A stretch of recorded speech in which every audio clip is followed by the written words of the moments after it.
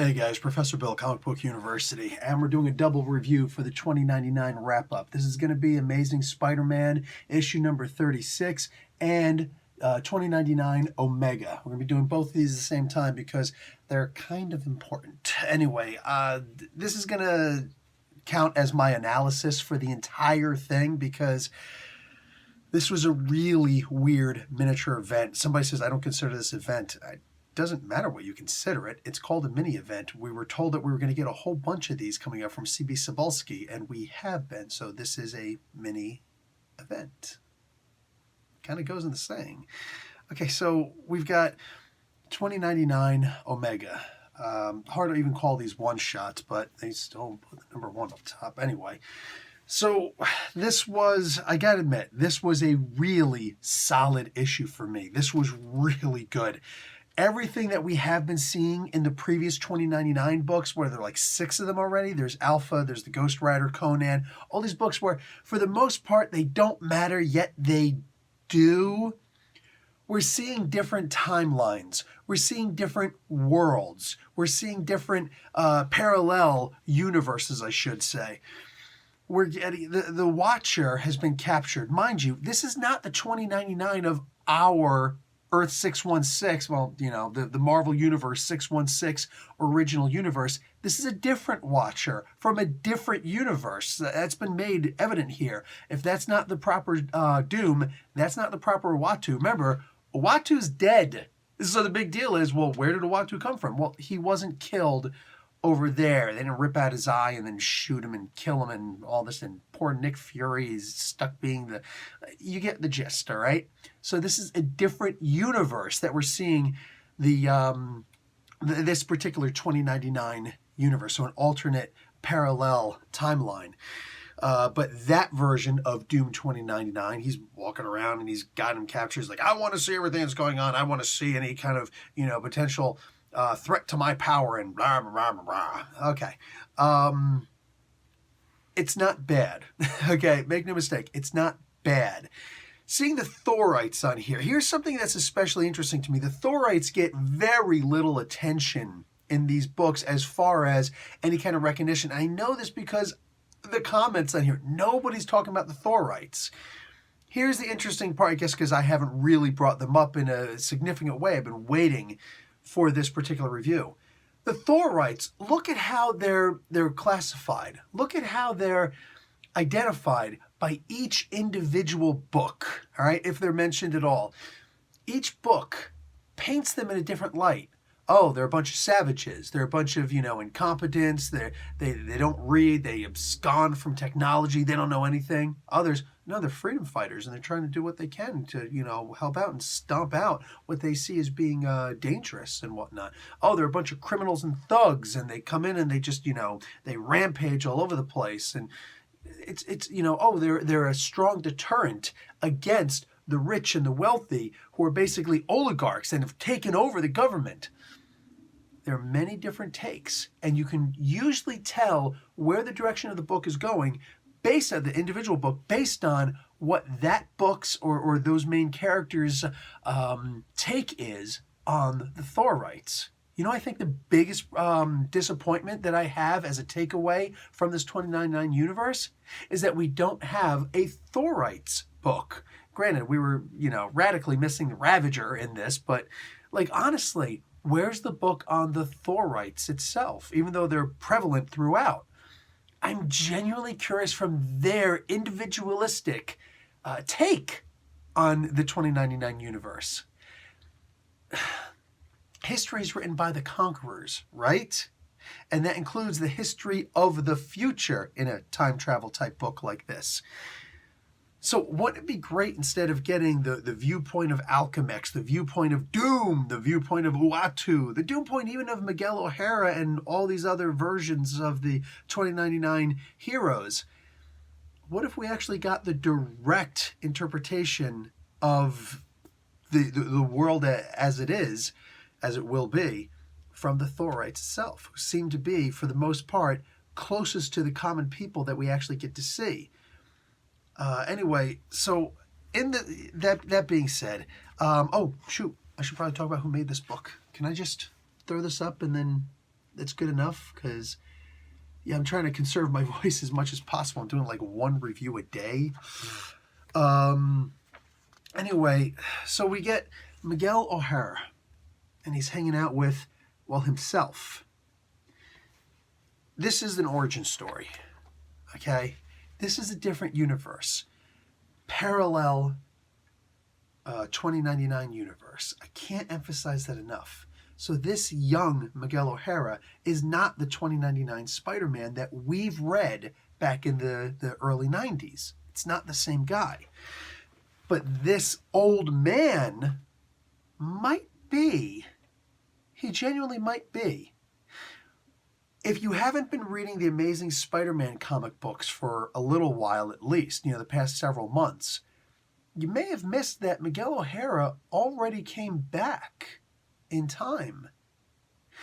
Miguel O'Hara came back in time, right, to the Earth 616 modern timeline. Hung out with Spider-Man. Hey, what's going on? Superior Spider-Man, all that crazy stuff. And he went and he got a job with Alchemax, the enemy. He thought he could change things from the inside. That's my question. Is this that guy? He said, I've been waiting 80 years to meet you so that I could basically give you this. What is the this that he gives? He gives him his Uncle Ben moment. Spider-Man. The legs, and this is the thing that really shows what Nick Spencer is capable of. All right? That deep understanding of a character in order to tell a good story. Miguel O'Hara needs a solid story, a solid origin story, an Uncle Ben moment. In this particular case, it's his brother, Gabe. Gabe is trying to do the right thing. Gabe is trying to help the Thorites and the common people and whatnot by exposing what Alchemax has been doing.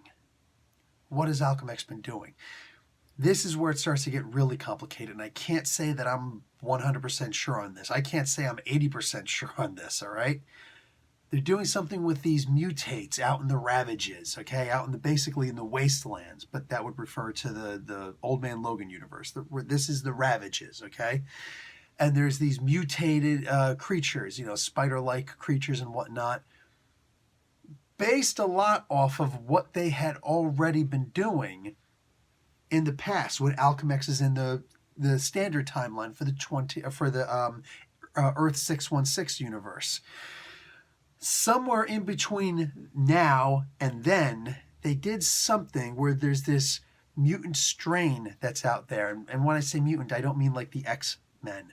A mutate strain that's out there of people out there. Now, what exactly is the Ouroboros that's been mentioned throughout? It's the genetic code. So are they actually saying Ouroboros? Are they actually giving this stuff out? Or is this just the way that Miguel is remembering these things? Because that's my interpretation of this, is that he's simply remembering.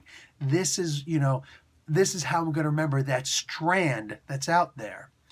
Once he has that strand, which he's remembering through the word Ouroboros. That's like the key word. If you remember, we learned that in I've been teaching at least in grade school. A key word that'll unlock a whole litany of how does this work? Maybe if you're in acting, you'll be like line. It's like, I'll give you the first line. You'll automatically remember the rest. You just need that kickstart. You need that get out and push, right? You just need that little kickstart or something like that. You just turn the ignition once, you're good to go on a 2,000-mile drive, right? So that's what the Ouroboros is. It's that strand, it's that code, and he didn't want to release that because he knows this is, proprietary information from Alchemax. You can't do that. It's a horrible thing to do, blah, blah, blah, blah. But all that we've gotten so far, we've seen that he does have this information. The people who were selling the drug to help him out because he didn't want to rely on Alchemax anymore, he instead wanted to rely on people on the streets instead to help him out because he was hoping to try and get the fix, get off of the addictions and whatnot. It's It's amazing. You got to look into the social commentary here also with the wealth gap, at which Nick Spencer understands well. The idea that in order to work for Alchemex, you got to be the best and the brightest, which we're not going to provide that. We're not going to provide that. The taxpayers will provide that, okay? They will provide that. You've got to be the best of those people who, and then if there's any extra education, like, post-secondary education, going to college and whatnot, well, then you provide that. And if you're the best, we'll give you a job with a salary. Wow. Wow. Thanks. But unfortunately, it's scraps and beggars can't be choosers, so that's what you got to do. Well, here, Spencer really exacerbates on that point, and he says, well, on top of that, you also need to take this drug, which is going to make you better. It also has the side effect that you will need me for the rest of eternity. You can't leave, because if you leave, I don't give you the withdrawal medicine that you need. And nobody else can really provide it, except street criminals, which will take something else entirely from you. Plus, you can wind up going to jail for that. Wow, man. Wow. I can't help but to notice how intricate the storyline is. That's one thing. The problem is that this is like one of those higher thinking kind of storylines where, unfortunately, while we're sitting here, look, mind you, I'm praising this book in that regard. But as far as the actual storyline, the storyline that's going to continue and whatnot, the seeds are here. And anybody who knows Nick Spencer's writing, this is littered with seeds everywhere, man. Like, they're germinating all over the place. The problem is, we do not have a satisfactory ending. We get the with great power comes great responsibility moment here, which is crucial. We get the end of which Gabe wound up providing that. We get the Watcher's demise. We get Doom just, hey, I need this or else. And it's only in those last moments when it actually happened, because they're simultaneous, right? The Watcher finally sees what's going on. But even if he were willing to tell Doom 2099, Dr. Doom, what's going on, he was already in the process of dying. Doom doesn't do a good job at healing. So then we move on to Amazing Spider-Man 36. And this is basically the tie-in, the conclusion, whatever. It's not a conclusion by any means. It doesn't say the conclusion. Let me just double check that first page and make sure it does not say the conclusion, because it's not. Yeah. This is a little bit weird, because we're going to jump back into the main storyline as it stands. Now, if you remember in here, one of the Doom bots was assassinated. Everybody who's anybody knows that Dr. Doom uses Doom bots. So it was evident to me in the very beginning, this was just a Doom bot. I mean, anybody who has the tech to be able to take down Doom understands that you're not going to ever have access to Doom. You simply won't. That being said, that was the whole point. And Spider-Man realizes that before Doom. While some people may justifiably say, well, Doom would know better, Doom is also known, besides being like the greatest villain of all time, inspiration for Darth Vader and all that. No, Dr. Doom is also known for his uncontrolled rage. He will destroy everything around him, and then after he's had that, he'll calm down. Oh, crap. Kind of like a Kylo Ren. You just move on afterwards. You know what I'm saying? I know, it probably pisses off a lot of people. How could you compare? Because I did. Because it's true. Because that's exactly how they're both built. That's exactly what they're both determined on. Whoever just messaged me on Facebook, you're going to have to wait. I'm in the middle of a review, all right? Anyway. What have you now? Here. First off, let me get into Oscar Basildeau on this. The art in the previous book, Sandoval, beautiful. Mwah, gorgeous. Now the art in this book, Oscar Basildeau, I loves me some Oscar Basildeau. Don't make me choose between him and you, all right? But what do you call it? And here, not the greatest of art, okay, as far as the actual application, but rather it's the genius. Yes, I use that word not lightly. The genius of the panel layout, okay? All these panels, for the most part, are very different. They're all shown, wow, not what do you call it, in concordance with each other. They're all different. They're all doing something different. They're all telling a different story, except for 2 pages. Not side by side even. You have to have that finer, okay, now I'm like patting myself. Here, you have to be a Professor Bill. No, you just have to be able to pay attention to what's happening in the art as well as the story in order to notice this. All of this stuff that happens in this page, what happens in this page? You got the chameleon being sent to, being brought up, hey, look, Doom, I'm turning in the guy who shot you. Here, oh, the Avengers and all the heroes of the world are coming after giant-sized Doom. Oh, I'm going to upgrade my armor. I'm going to take you out. Oh, I'm going to do some time travel and, your own time travel machine. I'm going to take you out. Oh, I'm going to make a deal with Mephisto. The only 2 pages with the same page layout. Then you turn the page. Resolved with the chameleon thing. Resolved with all of the Avengers, the world. Resolved with the upgrade armor, because look, Doom also upgrades his armor. Resolved with the traveling into the future. Everybody's Doom. Resolved with Mephisto. Oh, he got you both. That is genius! To be able to pull off panel design like that. God damn, Basil Doa. Solidarity. What the heck was that? Solidarity on that one, man. That was brilliant. Loved that. Like, that got me just like, what did you just do here? We need more of that in comics. That's what we need more of. That, wow. You want to talk about giving me life, man. That was brilliance.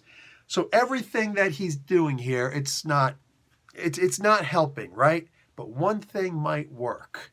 Because it's not just the idea that anybody who has the tech to take down Doom knows that he's only going to be taking down a Doom bot, because you will never get access to Doom proper. Spidey takes it a step further and recognizes what I actually recognize with the Kylo Ren thing. Doom's ego. That's the way you do things. Because this other person, Silver Sable's sister, also recognized that. Doom isn't going to just turn around and be like, oh, hey, turns out that I was tricked. You know what I'm saying? Turns out that somebody, when they shot my Doom bot, they knew it was a Doom bot. They took over my tech. Oh, I'm going to build a safeguard around this. Somebody breached my firewall. Somebody getting an ass whooping, all right? The Doom wall. How dare you? Anyway, what do you call it? By taking over the armor and then causing the destruction that it did, and massive destruction, like the Statue of Liberty got jacked up. Public libraries and everything, it's messed up, but wow. So what does this do? Doom is going to wind up getting kind of jacked in this, but Doom would rather say, and I'm going to have a comment on this in a moment also, contrary comments. Doom would rather say, yes, I did this, rather than admit, because of his pride, that, oh, hey, as it turns out, somebody actually got one up on me. Doom will not do that, because that opens up to everybody. You got to remember, what's the main thing about Doom? His brilliance?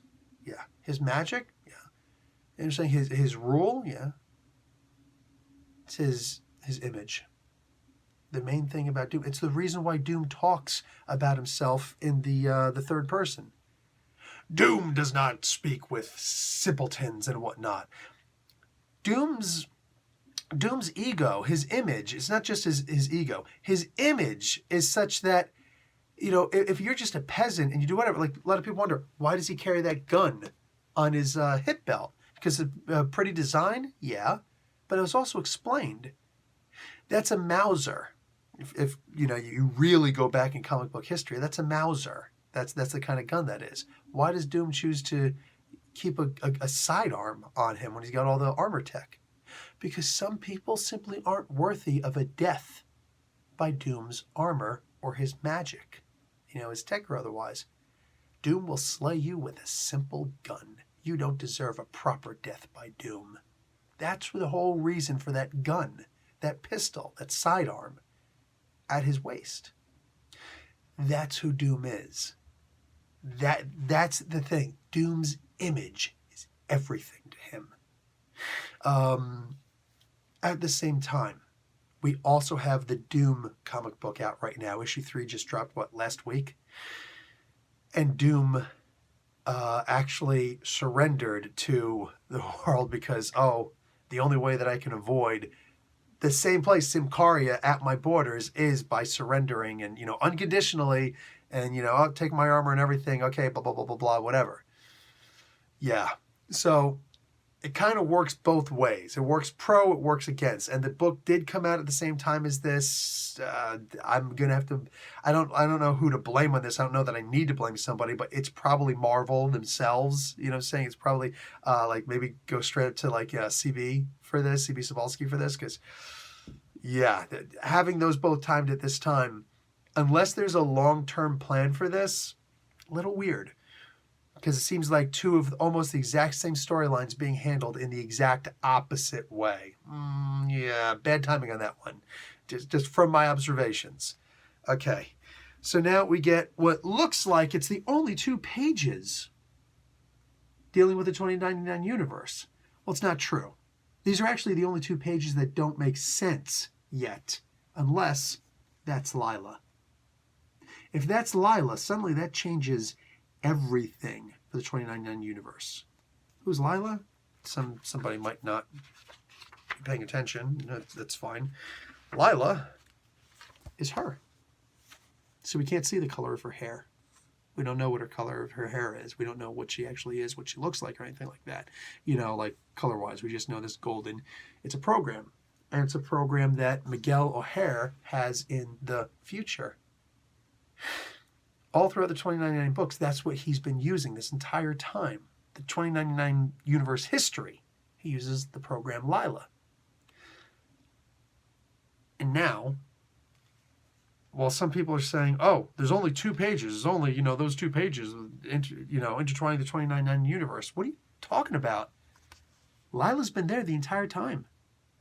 This is the clairvoyant. Lila is the program inside the clairvoyant toy, whatever that thing is.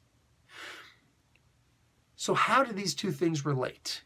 Again, Nick Spencer isn't about, here's the story. Nick Spencer's about, here are the seeds. Can you see the pattern that I just made? Because all this is going to come up, I hope.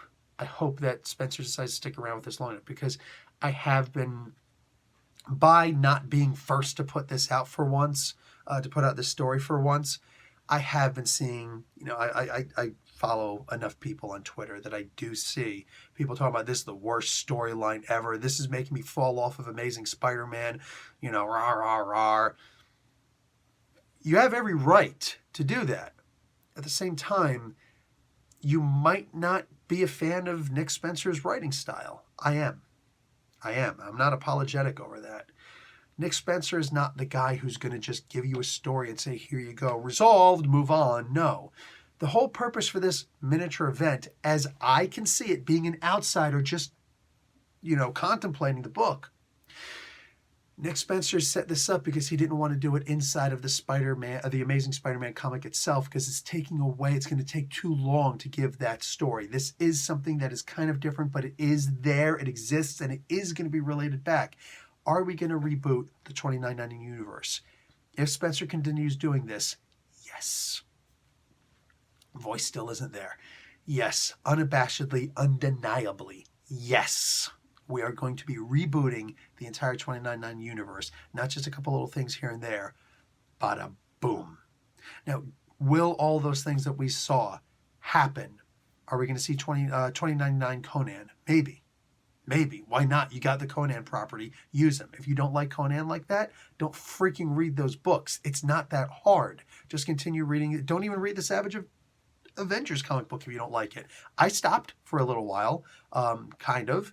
What do you go? I stopped looking at his canon. I was like, okay, whatever, it is what it is. I just want Conan back in the Hyperborean age. But then I realized the story's actually pretty good. Duggan's doing a great job on that, as Duggan oft does.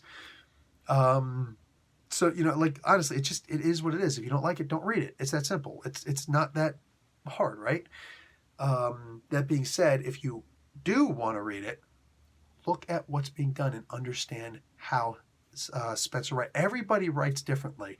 And reading as many comic books as I do, it does allow me to see the different writing styles that everybody does.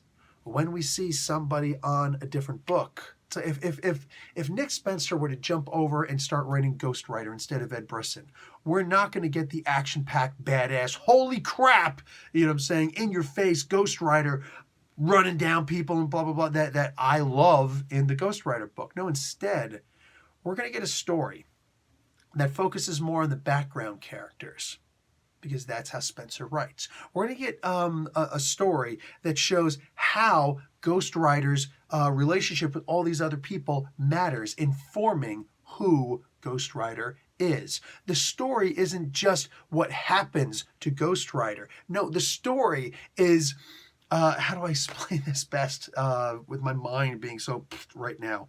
The story is all these other people doing things and then Ghost Rider trying to resolve them. Nick Spencer doesn't look at heroes as people who just respond to, they're not just first responders who just, oh, there's a fire, let's go put out the fire. No, they're also the investigators who are going to try and say, well, who did the fire? They're also the psychologists who are going to look in there and say, well, tell me about your mother. You know what I'm saying? Like why did he do these kinds of things? To Nick Spencer, the heroes are also the Supreme Court, in the sense that they're actually going to judge these people's actions and either let these people go or, prosecute, or put them, hand them over to prosecution, or any of the different fields in between. Nick Spencer is going to write. Nick Spencer is going to write, to finish this thought, a story that is very comprehensive, and it will take longer to do that. There is no short game when Spencer writes, because if he did, it wouldn't be him anymore. That being said, he also is going to be planting seed after seed after seed for future stories a half a dozen years in the future. The way that Nick Spencer writes is like he just plants his flag and says, I'm here for the long game. I don't know if you will be, but these are the stories that I'm going to be telling. Here's some hints. You don't need Previews magazine. You don't need my On the Horizon videos to know that there are some great storylines coming in the future. No. You just have to pay attention to the Farmer's Almanac, basically, of comics. That would be Nick Spencer. So, was this action-packed and amazing and all those things? Yes. Pretty much, yeah. But it's more about the story that's about to be told. Those two, like, the people who talked about, no disrespect, because it is what it is. You're used to a certain style of writing. Those 2 pages in there that everybody says, well, there's only 2 pages that are a tie-in to the 2099 universe. 1, thank you for telling me that you were not paying attention the entire arc. Ever since the Clairvoyant was introduced, that device has been a tie-in with the 2099 universe. Hello. Ever since Miguel O'Hara showed up and was like, oh, I'm here now. Well, let me get a job with Alchemex, because I know they're the main bad guys of the future. Let me try and fix this from the inside. Or at least see where they went wrong. That's been a tie-in with this book that didn't even come out yet. That wasn't even announced at the time. You got to understand how Spencer writes. I really did like this book. Did it end in such a great way? I'm going to say that for the average reader, clearly, no. But that being said, this was a fun event that we're going to see more of later. Spencer isn't about the immediate payoff. Spencer is about the, oh, wow, I wonder what and when he's going to do this. It's one of the reasons why I like Spencer's writing. Okay, that's enough for me. Professor Bell, Comic Book University. Class dismissed.